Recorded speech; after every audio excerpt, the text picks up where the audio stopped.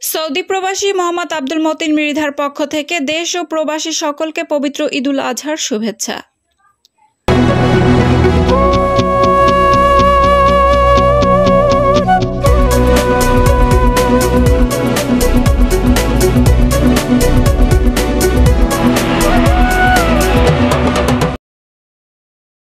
আসসালামু আলাইকুম।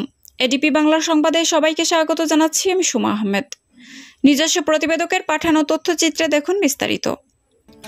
পবিত্র ঈদুল আজহা উপলক্ষে দেশে ও প্রবাসে সকল মুসলিম উম্মাকে আন্তরিক শুভেচ্ছা ও মোবারকবাদ জানিয়েছেন সৌদি আরব প্রবাসী সমাজসেবক ও ইকরা সুন্নাহ ফাউন্ডেশনের প্রতিষ্ঠাতা সভাপতি আব্দুল মতিন মৃধা। তিনি এক শুভেচ্ছা বার্তায় বলেন, ঈদুল আজহার মূল শিক্ষা হচ্ছে ত্যাগ ও আত্মদান। এই শিক্ষা বাস্তব জীবনে ধারণ করে আমরা সবাই মিলে একটি মানবিক সমাজ গড়ে তুলতে পারি।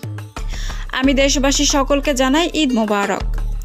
আল্লাহ আমাদের কোরবানি কবুল করুন এবং আমাদের জীবনে শান্তি, সমৃদ্ধি ও কল্যাণ দান করুন।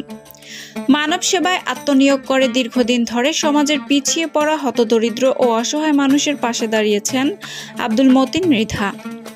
তার প্রতিষ্ঠিত ইকরা সুন্নাহ ফাউন্ডেশন নিয়মিতভাবে নানাবিধ সামাজিক কার্যক্রম পরিচালনা করে আসছে, যেমন খাদ্য বিতরণ, শিক্ষা সহায়তা, চিকিৎসা সেবা ও আর্থিক অনুদান প্রদান। সৌদি আরব থেকে প্রবাসী জীবনযাপন করেও দেশের মানুষের জন্য অক্লান্ত পরিশ্রম করে চলেছেন তিনি। মানবতার ডাকে সাড়া দিয়ে আব্দুল মতিন মৃধা প্রমাণ করেছেন দূরত্ব কোনো বাধা নয়, যদি হৃদয়ে থাকে দেশ ও মানুষের প্রতি ভালোবাসা। উল্লেখ্য, আব্দুল মতিন মৃধার জন্মস্থান নওগাঁ জেলার মান্দা উপজেলার 14 নম্বর বিষ্ণুপুর ইউনিয়নে। প্রবাসে থাকলেও তিনি নিজ গ্রামের উন্নয়নে সরাসরি অবদান রেখে চলেছেন। দেশপ্রেম, মানব সেবা ও ইসলামী মূল্যবোধে উজ্জীবিত এই সমাজকর্মীর কার্যক্রম দেশে বিদেশে ইতিমধ্যে প্রশংসিত হয়েছে।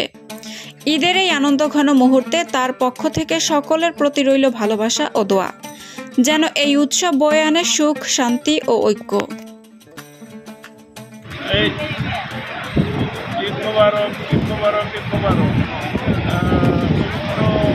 ঈদুল আজহার শুভেচ্ছা সকলকে, দেশ এবং বিদেশে অবস্থানরত সকলকে জানাই পবিত্র ঈদুল আজহার শুভেচ্ছা।